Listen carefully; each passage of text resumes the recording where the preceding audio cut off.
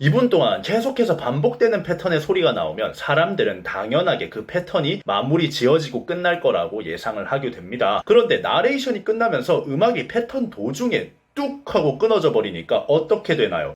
뿅. 유튜브 시청자 여러분들 반갑습니다. 인중입니다. 요즘 구독자분들께서 많이들 요청하는 것 중에 수우파 무대들에 대해서 분석을 좀 해주세요 하는 요청들이 참 많더라고요. 요즘 들어서 분석 리뷰 영상들을 좀 안 만들고 있긴 하죠. 제가 사실 분석 리뷰 영상이 이 채널을 존재하게 해준 근본 영상들인데 제가 좀 소홀하지 않았나 하는 생각도 들었고, 그리고 이번 수우파 맨 오브 우먼 미션은 정말 이 부분은 꼭 이야기를 하고 싶다 하고 생각이 들 정도로 너무 좋게 본 무대들이 있어가지고, 그러면 내가 감명 깊게 본 감상평을 한번 이야기를 해보자 하고 좀 생각을 하게 되었습니다. 사실 안무에 대해서 분석하는 그런 컨텐츠는 많은 댄서 유튜버 분들께서 해주고 계세요. 뭐 우리나라 스트립 원탑이라고 불리는 제이블랙님마저 지금 수우파에 대해서 이야기를 많이 해주고 계시죠. 정말 천상계 분들이 이미 해주시고 계신 거라 뭐 내 딴에 안무에 대해서 분석하고 설명해봐야 무슨 의미가 도대체 있겠나 이런 생각이 들어가지고, 그러면 아무도 생각 못한 부분에서 한번 이야기를 해보자 하는 마음이 들었어요. 저는 안무를 디테일하게 막 분석해드리고 설명해드리고 막 이러기보다는 안무 감독의 역할로서 안무의 기획적인 부분들, 이런 부분에 대한 이야기를 여러분들께 좀 해드릴까 합니다. 제가 개인적으로 가장 감명 깊게 본 무대는 훅, 프라우드먼, 라치카 이 세 팀인데, 오늘은 이 세 팀의 춤을 본 감상평을 좀 이야기를 해볼까 합니다. 제 능력 안에서 가장 잘 설명할 수 있을 것 같은 세 팀을 딱 뽑아서 리뷰를 하는 거니까 나머지 팀분들은 또 다른 유튜버 분들께서 더 좋은 리뷰 해주신 것도 많고요. 다른 팀 안 했다고 좀 너무 섭섭해하지 않았으면 좋겠습니다.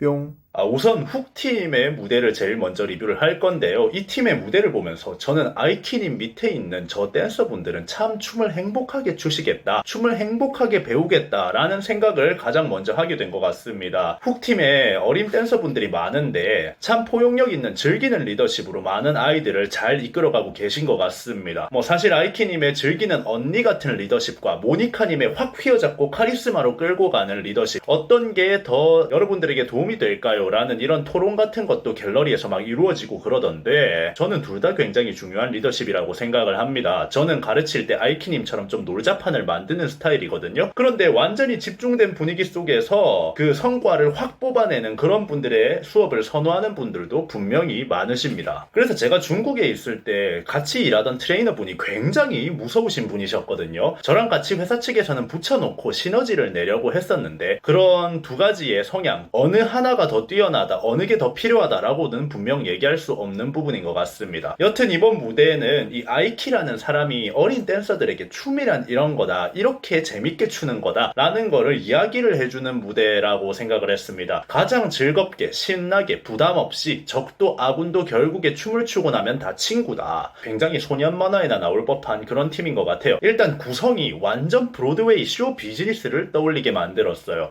제가 만약에 어떤 축제 같은 걸 열어야 되는 시장의 입장에 있다면은 이번 무대 중에 한 팀을 골라서 축제에 내보내라 한다면 저는 무조건 훅을 고를 것 같습니다. 정말 정석적인 쇼 비즈니스 무대를 보여줬다라고 생각이 되고요. 일단 비오는 무대의 음악이 It's Raining Man, 무대와 노래를 하나로 만들어 놓은 것이 참 좋았어요. 무대는 무대고 음악은 음악이고 춤은 춤이고 이렇게 다 구분을 짓고 기획을 하는 경우들이 많은데, 환경적으로 무대와 음악, 춤 하나로 다 합쳐놓고 스토리를 짰다는 점에서 참 좋은 기획이다 이렇게 느꼈습니다. 처음 나오는 뮤지컬적인 요소도 참 브로드웨이스럽다라는 생각이 들었어요. 춤을 풀어나가는 방식 같은 것도 보면 우산을 활용한 자전거나 비가 오니까 경사를 만들어 놓고 미끄러지는 이런 안무들, 환경적인 요소에 춤을 더 씌우게 된 거죠. 그리고 하이라이트에서 나오는 비 오는 날 춤추는 사람들이라고 하면 대한민국에서 모르는 사람이 없는 웹보이님께서 나오셔서 활용점정을 딱 찍어주시는, 결국에 비가 오는 날이라는 환경에 집중한 무대인 거죠. 이게 춤이라는 거 하나에 딱 사람들을 집중시키려면 사실 춤에 대해 모르는 사람들은 그냥 우와 잘 춘다 이러고 끝나버릴 수 있는데, 이런 환경적인 부분을 강조해서 거기에 스토리를 박아버리면 춤을 모르는 사람들도 그저 신나게 재밌게 볼 수 있는 쇼 비즈니스가 되는 거거든요. 이번 무대에서 이 훅이라는 팀이 참 똑똑하게 즐길 거리를 만들어 두었다라는 생각을 하게 됐습니다.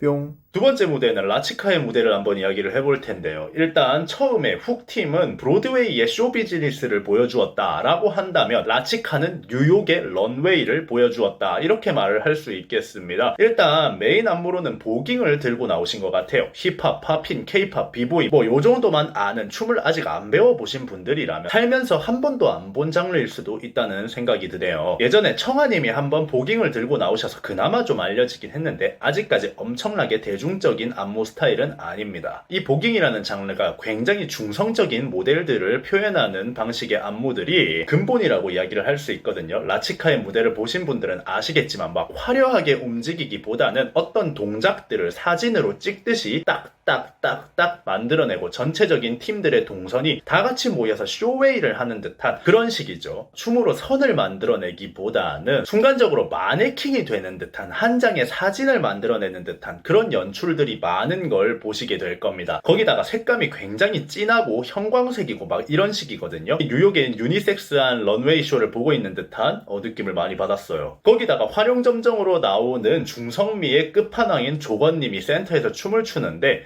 야, 근본이다, 이런 생각이 들어서 보다가 빵 터져버렸습니다. 조건님은 아주 예전부터 이런 중성적인 안무들에 관심을 많이 가지셨어요. 힐이나 와킹, 보깅 같은 안무들을 오랫동안 쳐오셨고 뮤지컬을 하면서 또 그런 것들을 하나하나 증명을 하셨죠. 예전에 조건님이 뮤지컬 하실 때 한번 뵌 적이 있는데 동선적인 부분이나 안무의 수정, 안무의 의미 이런 부분에서 굉장히 사람이 똑 부러지고요. 하나하나 다 자기가 납득을 해야 하는 천상 예술인이십니다. 무대 내부적인 사정으로 안무 동선을 좀 변경을 시켜야 되는 그런 일이 있었는데 보통 사람들 같은 경우는 동선이 변경됐습니다 하고 이야기를 하면은 아 그렇구나 하고 그냥 넘어가잖아요. 그런데 조건님 같은 경우는 왜 그래야 되죠? 동선이 이렇게 변경하는 것에 대한 의미가 있나요? 이러면서 다 물어보시더라고요. 그걸 보면서 아 이분은 진짜 보통 분이 아니시구나 했던 기억이 있네요. 어쨌든 훅팀에서 웹보이를 부른 것만큼 조건님을 이런 중성적인 무대에 부르게 된 것은 신의 한 수다라고 생각이 드네요. 너무 잘 어울리는 캐스팅이라고 생각합니다.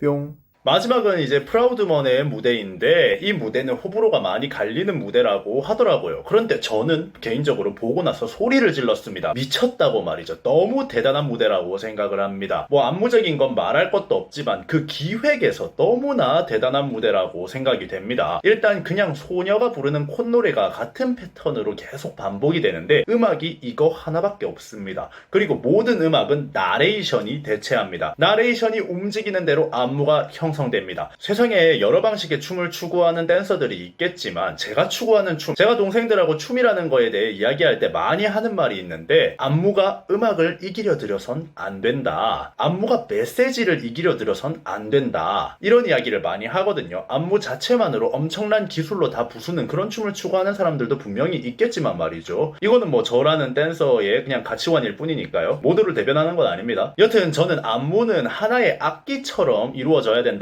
생각을 합니다. 오케스트라에서 바이올린 소리 하나가, 첼로 소리 하나가 유달리 눈에 띄면 안 되는 것처럼 안무를 있게 만들어주는 음악, 그리고 그 무대에 담긴 메시지, 이런 것들을 화려한 안무로 내가 돋보이기 위해 이기려 들면 안 된다고 생각을 하는 사람입니다. 그런데 여러분들 이 프라우드먼의 무대를 보시면서 혹시 춤을 보셨나요? 안무의 디테일을 보셨나요? 그런 분들 별로 없을 거라고 생각합니다. 다들 나레이션이 말하는 이 메시지에 집중을 하셨을 겁니다. 그리고 당연하게 깔리는 반복되는 소녀의 콧노래에 취하셨을 겁니다. 그 어떤 사람도 이 무대에서 아, 저 댄서가 칼군무가 안 맞네, 야, 이 춤이 진짜 화려하네, 이러면서 보신 분들 없을 거라고 생각해요. 그저 무대가 주는 메시지, 그 분위기에 취하셨을 겁니다. 이것만으로도 이 무대는 완벽한 무대다라고 저는 이야기를 하고 싶어요. 안무에 대해서 이야기할 필요가 없는 무대죠. 완벽한 메시지가 담겨있기 때문에. 그리고 가장 소름 돋는 장치가 뭐였냐면 무대의 마지막을 음악에 맞춘 게 아니라 나레이션에 맞추게 된 겁니다. 나레이션이 끝나면 음악이 아직 끝나지도 않았는데 그냥 음악이 뚝 끊어져 버리면서 무대가 끝나요. 2분 동안 계속해서 반복되는 패턴의 소리가 나오면 사람들은 당연하게 그 패턴이 마무리 지어지고 끝날 거라고 예상을 하게 됩니다. 그런데 나레이션이 끝나면서 음악이 패턴 도중에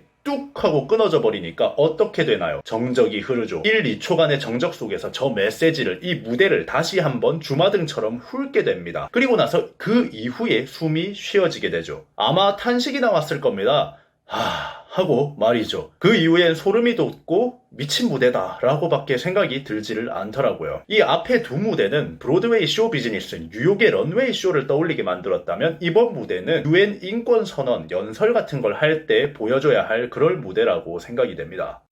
뿅, 자, 오늘은 이렇게 세 가지 제가 개인적으로 감명받은 무대에 대해서 한번 이야기를 해봤습니다. 여러분들은 다른 생각을 가질 수 있어요. 나는 인지웅이랑 다르게 느꼈는데 쟤 뭐 알지도 못하면서 또 앞에서 떠들고 있네? 이렇게 생각하실 수도 있습니다. 제 감상문을 보고 여러분들께서 나는 이렇게 안 느꼈다 하면서 반론하신다면 그건 여러분의 의견이 맞는 이야기입니다. 예술은 모두가 다른 감정을 느끼는 것에 그 가치가 있습니다. 많은 다른 의견이 나오고 느낀 게 달라야 더 가치 있어진다고 생각합니다. 반고흐의 그림을 보고 그 색감의 화려함을 느끼는 사람도 있고 반고흐의 우울을 느끼는 사람도 있을 겁니다. 효녀 심청을 보고 아버지를 버리고 간 게 무슨 효녀냐 하고 생각할 수도 있고 아버지를 위해 희생했으니 효녀가 맞다라고 생각할 수도 있겠죠. 어느 하나도 틀린 생각은 없습니다. 제가 느낀 수우파의 무대는 이랬던 것 같습니다. 여러분들은 이번 영상 어떻게 생각하셨나요? 지금까지 인중이었습니다. 감사합니다.